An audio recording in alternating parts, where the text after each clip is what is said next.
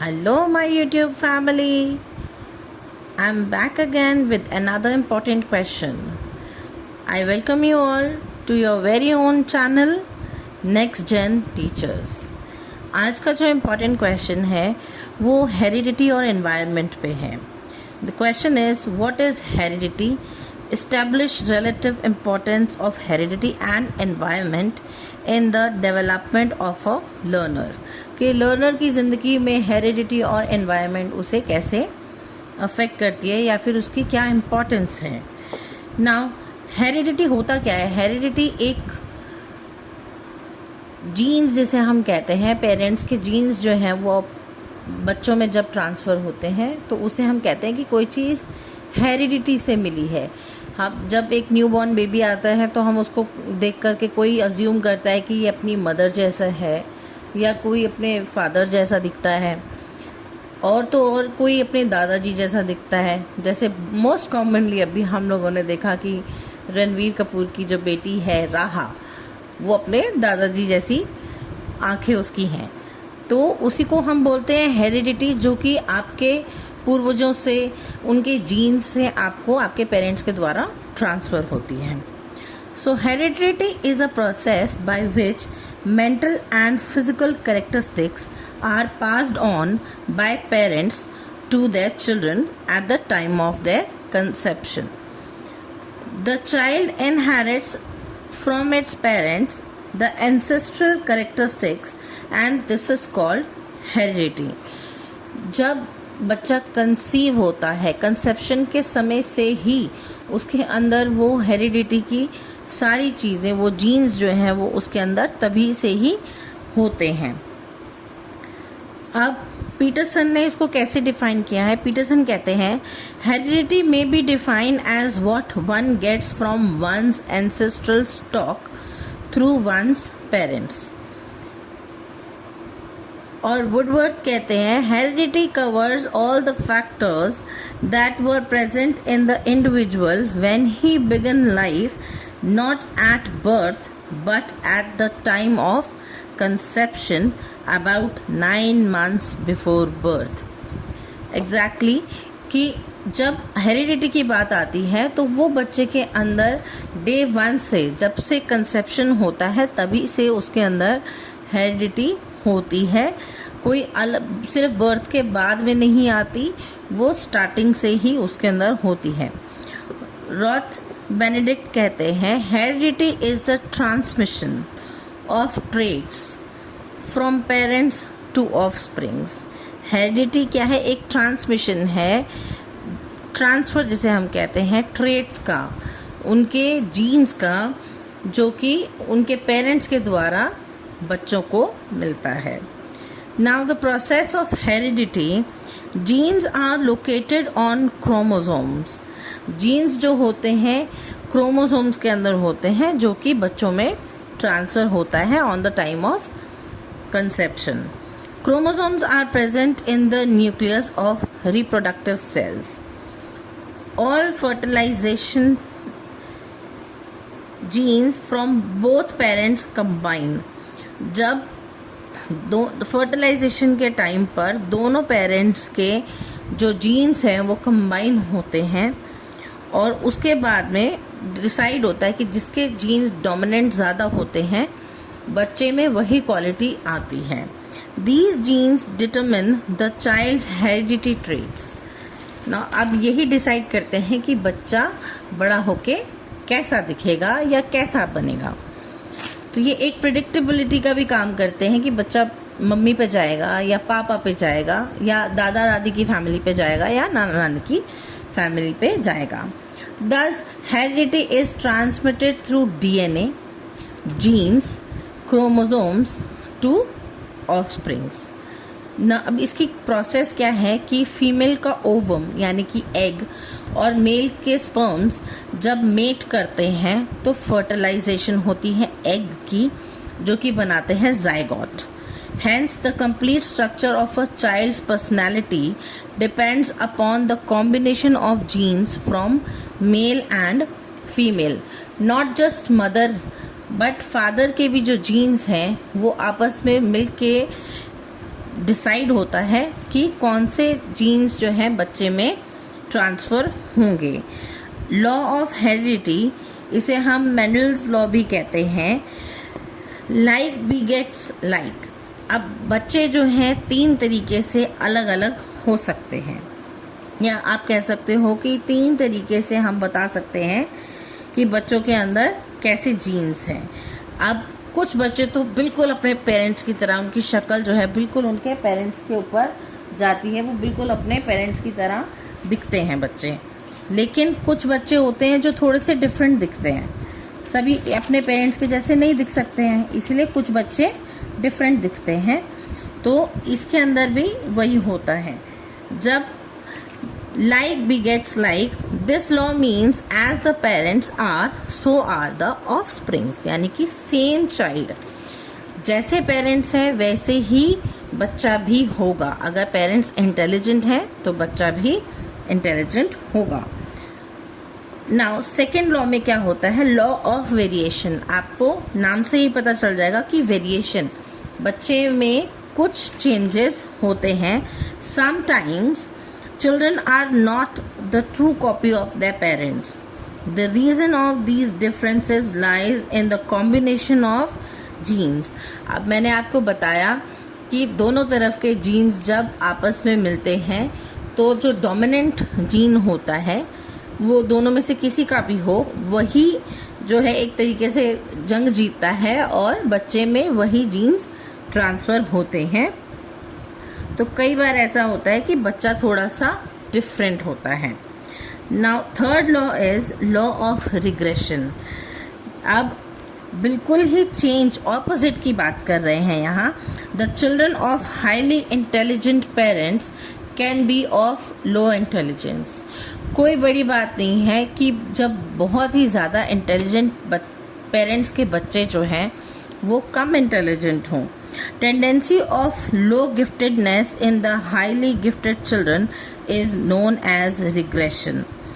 अब कई बार ऐसा होता है कि पेरेंट्स इतने ज़्यादा गिफ्टेड नहीं होते, लेकिन आप बच्चों को देखो कि बहुत ज़्यादा गिफ्टेड बच्चे होते हैं, उनके अंदर बहुत सारा टैलेंट होता है जो कि पेरेंट्स में नहीं होता। तो वो टैलेंट भी जो है वो बच्चों को इनबिल्ट होता है, उनके अंदर होता है, इसीलिए हम उसको कहते हैं लॉ ऑफ रिग्रेशन, यानी कि पेरेंट्स से बिल्कुल उल्ट, ऑपोजिट तरीके का बच्चा, जिसके अंदर ना माँ के जीन्स हैं ना पापा के जीन्स हैं, वो दोनों को ही मिक्स करके जो एक और जीन बनता है उनका, उससे वो लॉ ऑफ गिफ्टेडनेस भी अपना दिखाता है। नाउ ये तो बात हुई हेरिडिटी की। आप सबको समझ आया होगा कि हेरिडिटी क्या है। हेरिडिटी बेसिकली जीन्स को ट्रांसफ़र करना है। दादा दादी या नाना नानी, मदर या फिर फादर के जीन्स जो बच्चे में टाइम ऑफ कंसेप्शन पर ही ट्रांसफ़र हो जाते हैं, उसे हम कहते हैं heredity. Now next topic is environment. Environment includes all external conditions that influence the growth and development of an individual after birth. Now heredity तो मैंने आपको बताया कि जो heredity होती है वो क्या करती है, वो at the time of conception ही होती है, ठीक है। उसी समय पता लग जाता है कि बच्चे के अंदर जो जीन्स हैं वो किस तरीके के होंगे।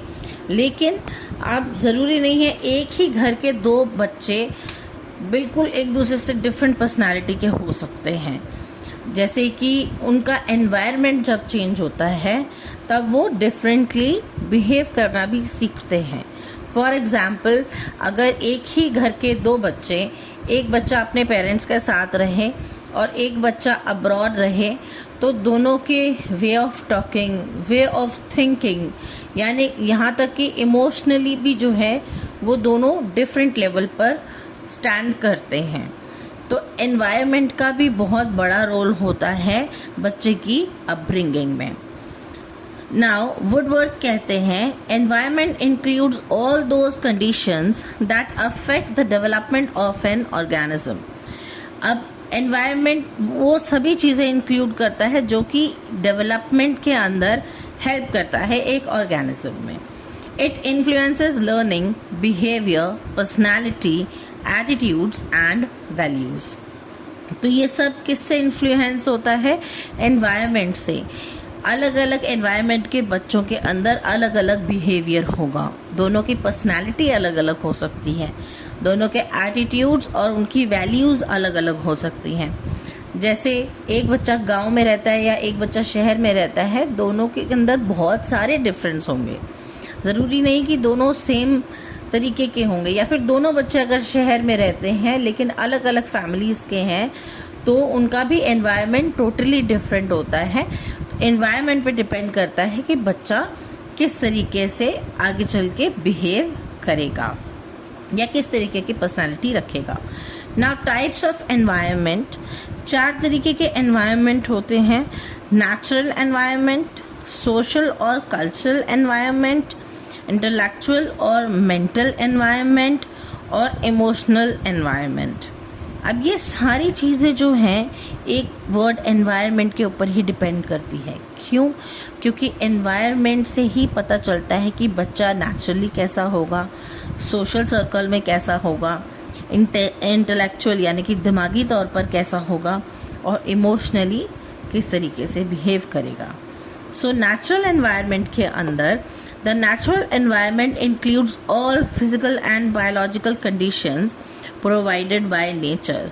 तो नेचुरल एनवायरनमेंट के अंदर ऑब्वियसली सभी बच्चे एक जैसे होते हैं, लेकिन किसी की आंखों का कलर अलग होता है, किसी के बालों का कलर अलग होता है, वो भी हमारे एनवायरनमेंट पे डिपेंड करता है। जैसे कोई बच्चा किसी और जगह रहता है तो उसके बाल बहुत सुंदर और बहुत लंबे हो जाते हैं, कोई बच्चा किसी अलग एनवायरनमेंट में रहता है तो उसके बाल झड़ना शुरू हो जाते हैं और छोटे हो जाते हैं। तो ये भी एनवायरनमेंट का बहुत बड़ा रोल है। Now components: air, water, soil, climate, season, mountains, reverse, forests, food and nutrition. यहाँ तक कि एनवायरनमेंट में फूड और न्यूट्रिशन भी इंक्लूडेड है। अगर एक बच्चा अच्छे से खा रहा है, एक ही घर में रहते हुए एक बच्चा अच्छे से खाना खाता है तो वो बिल्कुल हेल्दी होगा, और दूसरा बच्चा अगर खाना अच्छे से नहीं खा पाता या उसको इतना इंटेक उसका नहीं होता है, फूड इंटेक और न्यूट्रिशंस इंटेक, तो वो माल न्यूट्रिशन का शिकार भी होता है। एजुकेशनल इम्पोर्टेंस ना, बच्चों के अंदर एजुकेशनल इम्पोर्टेंस कैसे एनवायरनमेंट की तरफ से चेंज होती है। It influences physical growth and health. A healthy natural environment promotes proper physical development. बच्चों को अगर खेलने कूदने को मिलता है तो बच्चे जो हैं वो बहुत अच्छे तरीके से ग्रो करते हैं, उनका जो फिजिकल डेवलपमेंट है वो बहुत अच्छे तरीके से होता है। और पुअर क्लाइमेट के अंदर और अनहेल्दी सराउंडिंग्स में हिंडर ग्रोथ। अब ऑब्वियसली अगर खराब क्लाइमेट में रहेंगे और अनहेल्दी सराउंडिंग्स में रहेंगे बच्चे, तो डेफिनेटली उनकी जो ग्रोथ है वो हिंडर यानी कि वो खराब ही होती जाएगी। Now third, intellectual and mental environment.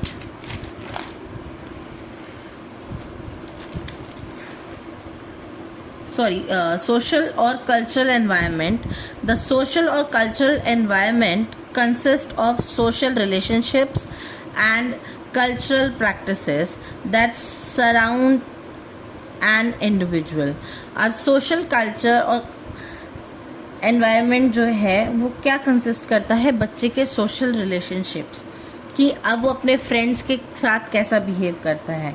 अब आप कुछ बच्चे देखो तो बड़े अच्छे होते हैं, बड़े मिलनसार होते हैं, शेयरिंग केयरिंग करते हैं अपने फ्रेंड्स के साथ में, और कुछ बच्चे ऐसे होते हैं जो बिल्कुल ही अपना कोई भी चीज़ शेयर करके खुश नहीं होते।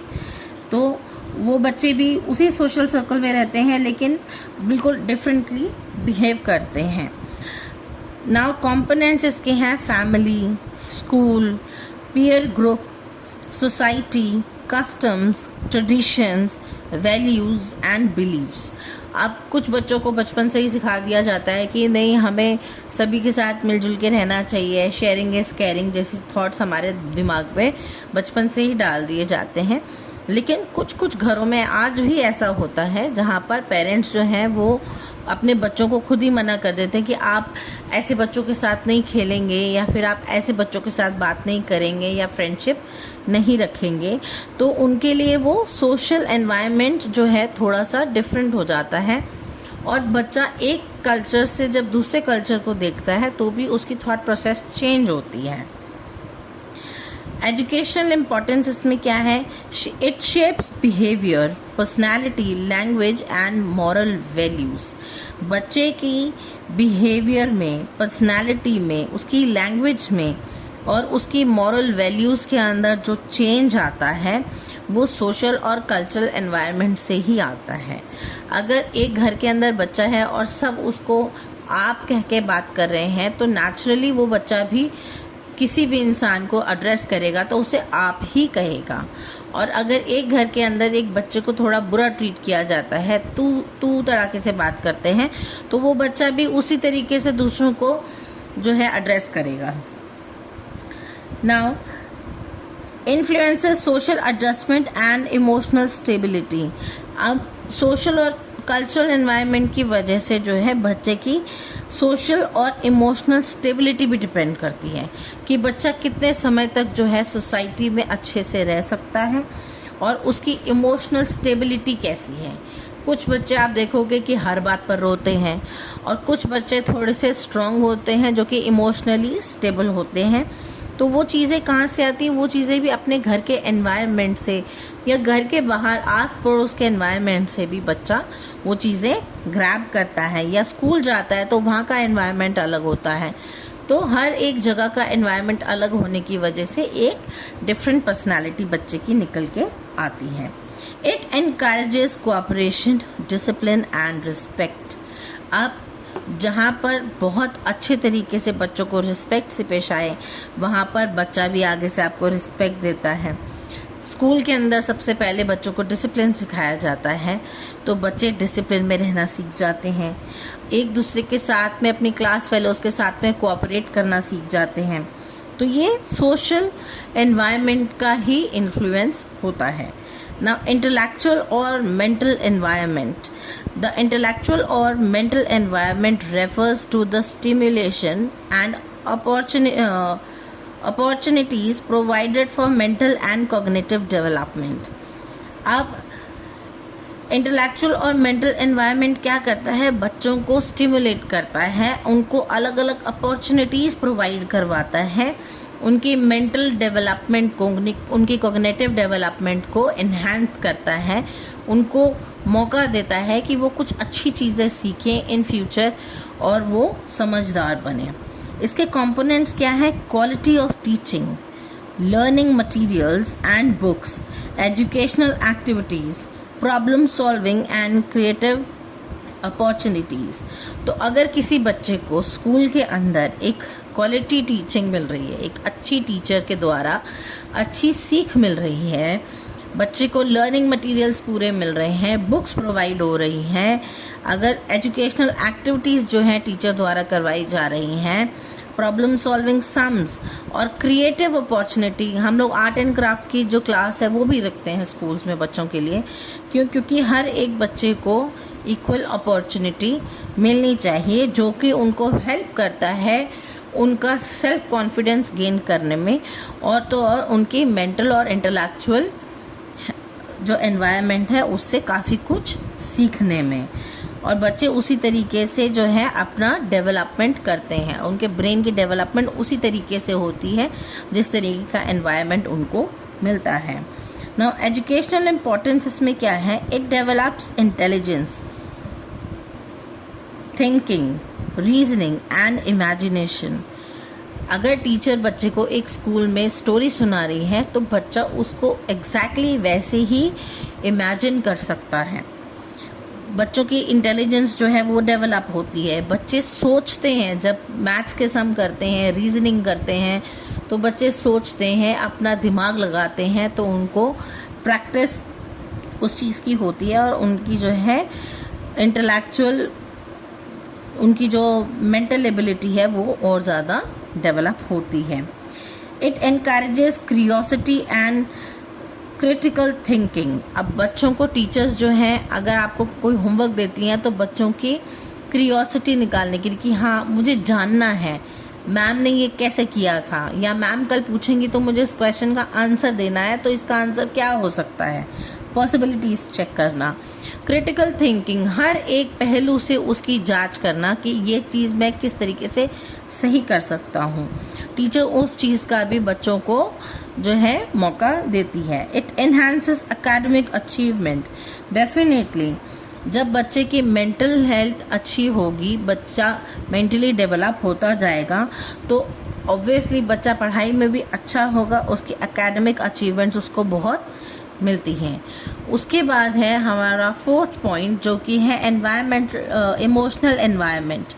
अब बच्चे को सोशल, इंटेलेक्चुअल और ये सारे नेचुरल एनवायरनमेंट्स ये सब तो मिलते ही हैं, इससे बच्चे की डेवलपमेंट तो होती ही है। लेकिन सेम पेज पे जब हम बात करते हैं इमोशनली सेटिस्फाइड बच्चे की, इमोशनल एनवायरनमेंट की, तो the emotional environment includes emotional relationships and feelings experienced by an individual in family, school and society.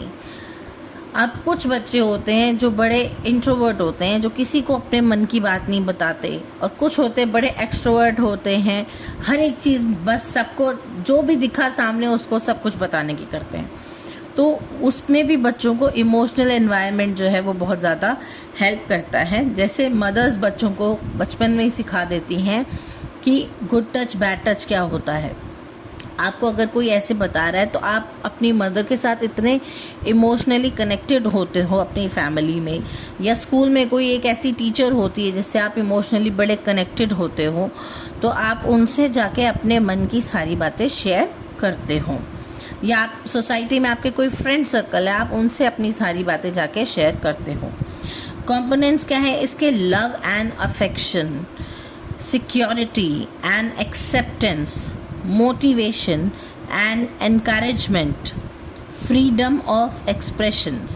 Now अगर किसी के सामने हम अपना कोई एक्सप्रेशन दे सकते हैं, बिना सोचे समझे अगर हम किसी से कोई बात कर सकते हैं जो हमें मोटिवेट करे, हमें एनकरेज करे, हमें सिक्योरिटी प्रोवाइड करे कि हाँ वो हमें हेल्प करेंगे और हमें हमारी कही हुई बात वो और कहीं किसी से नहीं करेंगे।